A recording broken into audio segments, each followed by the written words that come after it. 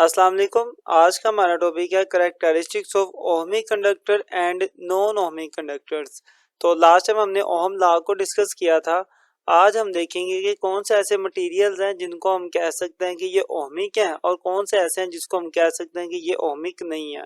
ये टॉपिक ज़्यादा शॉर्ट याद करना है, लेकिन ये कलेक्टिवली लॉन्ग भी आ सकता है। अगर आपको इस टॉपिक के अलावा कोई वीडियो चाहिए तो सर्च बार पे लिखें और चैनल का नाम भी साथ में लिखें, इंशाल्लाह आपको वो वीडियो मिल जाएगी। इसके अलावा आप अगर हमारे चैनल को अच्छे से विजिट करें तो आपको हर चैप्टर की प्लेलिस्ट भी मिल जाएगी। आप स्टार्ट करते हैं अपने लेक्चर को।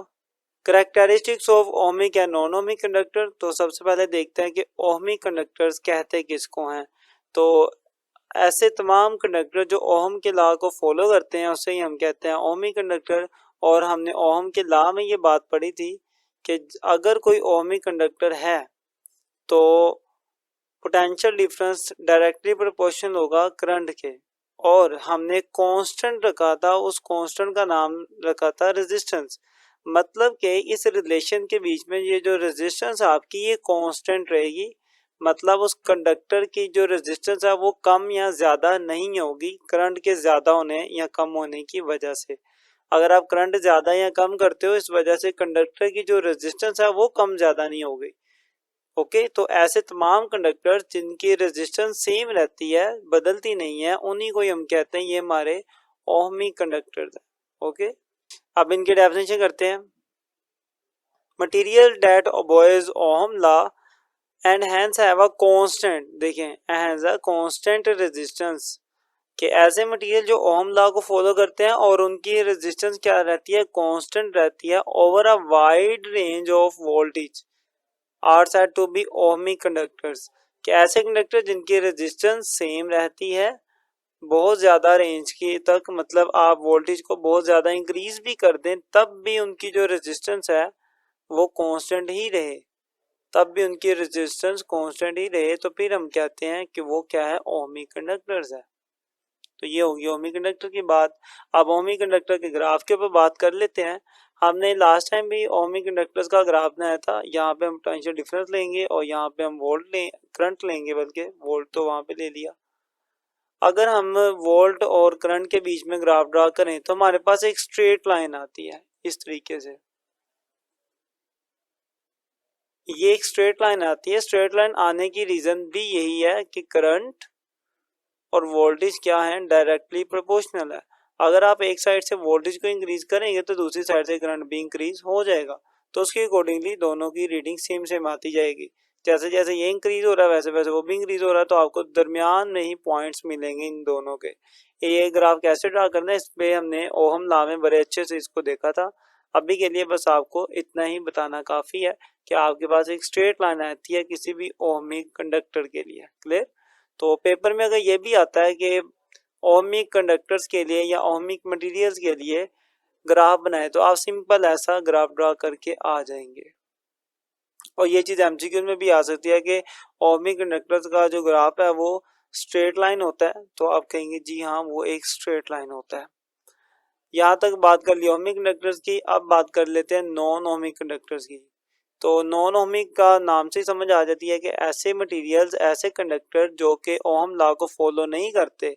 और ओहम लॉ क्या था कि V डायरेक्टली प्रोपोर्शनल होगा I के, और रेजिस्टेंस क्या होगी हमारी, कांस्टेंट होगी। R क्या होगा, कांस्टेंट। रेजिस्टेंस कांस्टेंट होनी चाहिए, जैसे कि ऊपर हमने बात की थी। तो इनके अंदर क्या होता है, ये ओहम लॉ को तो फॉलो नहीं करते, तो इसका मतलब इनके अंदर जो रेजिस्टेंस है वो भी कांस्टेंट नहीं होती होगी, रेजिस्टेंस चेंज हो जाती होगी। इसलिए तो हम इन्हें क्या कह रहे हैं, ये नॉन ओहमिक है। जिनके अंदर रेजिस्टेंस चेंज नहीं होती वो होते हैं हमारे ओहमिक, और जिनके अंदर रेजिस्टेंस चेंज हो जाती है वो होता है नॉन ओहमिक। तो यही बात अब डेफिनेशन में लिखेंगे कि materials having resistance that changes, देखें कि रेजिस्टेंस क्या हो जाती है, चेंज हो जाती है विद वोल्टेज और करंट, के करंट या वोल्टेज को चेंज करने पर उनके रेजिस्टेंस भी चेंज हो जाती है, उनको हम कहते हैं ये हमारे नॉन ओहमिक कंडक्टर्स हैं। अब ये कंडक्टर जिनकी एग्जांपल दो है हमारे पास, एक है फिलामेंट लैंप और दूसरा है थर्मिस्टर। तो पहले फिलामेंट के ऊपर बात करेंगे फिर थर्मिस्टर के ऊपर बात करेंगे। फिलामेंट लैंप बेसिकली क्या होता है कि आपके पास ये कोई बल्ब है, आपने देखा होगा कि बल्ब के अंदर एक बारीक सा स्प्रिंग लगा होता है जिसे हम कहते हैं टंगस्टन फिलामेंट। बेसिकली इसके अंदर इस स्प्रिंग की या इस फिलामेंट की ही बात हो रही है। इसकी खास बात क्या है कि जैसे जैसे इसमें से करंट गुजरता है वैसे वैसे इसकी रेजिस्टेंस ज्यादा होती रहती है। ओके, यही बात हमने नीचे भी लिखी है कि the resistance of the filament rises, के फिलामेंट की रेजिस्टेंस ज्यादा होती है एज इट गेट्स हॉटर, जैसे जैसे वो गर्म होता है या फिर जैसे जैसे उसमें से करंट गुजरता है। क्लियर? तो आपने देखा कि करंट गुजरने से उसकी जो रेजिस्टेंस है वो ज्यादा हो गई। तो रेजिस्टेंस ज्यादा होने की वजह से फिर ये ओहमिक नहीं होगा, क्योंकि ओहमिक मटेरियल की जो रेजिस्टेंस चेंज नहीं होती, इसकी चेंज हो गई है, ज्यादा हो गया।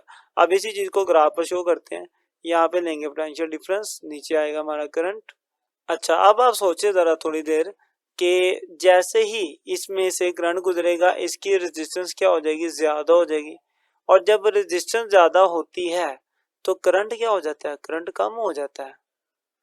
ओके, करंट ज्यादा नहीं गुजर पाता, करंट कम हो जाता है। इसी चीज को ग्राफ के ऊपर आप यूं देख सकते हैं कि जैसे आप इस बल्ब को ऑन करेंगे तो शुरू में थोड़ा रिलेशन लीनियर चलेगा, लेकिन आहिस्ता आहिस्ता क्या हो जाएगा कि रेजिस्टेंस ज्यादा होगी और करंट कम होगा। तो करंट कम होगा तो इसलिए मेरा जो ग्राफ है ये करंट की डायरेक्शन में नहीं बढ़ेगा बल्कि ऊपर की तरफ मुड़ जाएगा। इसका ये मतलब है कि आहिस्ता आहिस्ता करंट कम हो रहा है। अगर करंट ज्यादा हो रहा था तो इसे करंट की डायरेक्शन में जाना चाहिए था, लेकिन ये वहां नहीं जा रहा, स्ट्रेट जा रहा है। मतलब पोटेंशियल डिफरेंस ज्यादा होगा, करंट कम रहेगा, करंट एक हद के बाद ज्यादा नहीं गुजरेगा। तो ये चीज इस तरीके से आपके पास ग्राफ आएगा फिलामेंट लैंप का। अब बात करते हैं थर्मिस्टर की। तो थर्मिस्टर भी एक ऐसी डिवाइस है जिसमें से जब ये गर्म होती है तो इसकी रेजिस्टेंस कम हो जाती है। फिलामेंट की तो रेजिस्टेंस ज़्यादा हो जाती थी ना, थर्मिस्टर की जो रेजिस्टेंस है वो कम हो जाती है। अब इसको भी ग्राफ पे ड्रा करते हैं। यहाँ पे पोटेंशियल डिफरेंस ले लेते हैं और यहाँ पे हम करंट ले लेते हैं। इसका ग्राफ ड्रा करते हैं। तो देखिए, जैसे ही रेजिस्टेंस कम होती है किसी भी मटेरियल में, जब रेजिस्टेंस कम होगी तो उसमें से करंट क्या गुजरेगा, ज़्यादा गुजरेगा। तो मतलब मेरा जो ग्राफ है वो करंट की डायरेक्शन में ज़्यादा झुकेगा। तो इस तरीके से मेरा कुछ ग्राफ आ जाएगा जो मुझे ये शो कर रहा है कि करंट की डायरेक्शन में ग्राफ जा रहा है। इसका क्या मतलब हुआ कि करंट मेरा आहिस्ता आहिस्ता इंक्रीज हो रहा है। सिंपल सी बात है, रेजिस्टेंस कम हो रही है तो करंट आहिस्ता आहिस्ता इंक्रीज होगा। और यहाँ पे करंट, और इस साइड पे फिलामेंट की केस में करंट आहिस्ता आहिस्ता कम हो रहा था क्योंकि रेजिस्टेंस ज़्यादा हो रही है, तो इसलिए ग्राफ भी मेरा करंट की डायरेक्शन में नहीं बढ़ेगा बल्कि ऊपर पोटेंशियल डिफरेंस की डायरेक्शन में बढ़ जाएगा। ले जी, इस तरीके से आपने फिलामेंट और अपना थर्मिस्टर का ग्राफ बना लिया। मैं उम्मीद करता हूँ कि आपको ये ग्राफ समझ आए होंगे। इनको अच्छे से देख लीजिएगा, ये पेपर में शॉर्ट भी आते हैं, लॉन्ग भी आते हैं, ये आपको सब कुछ अच्छे से आना चाहिए। उम्मीद करता हूँ आपको समझ आया होगा। अगर आपको कुछ पूछना है तो आप कमेंट करें, कमेंट लाजमी किया करें, समझ आ जाए तब भी। और वीडियो को दोस्तों तक शेयर भी करें। मिलते हैं इंशाल्लाह नेक्स्ट वीडियो में, तब तक के लिए अल्लाह हाफिज़।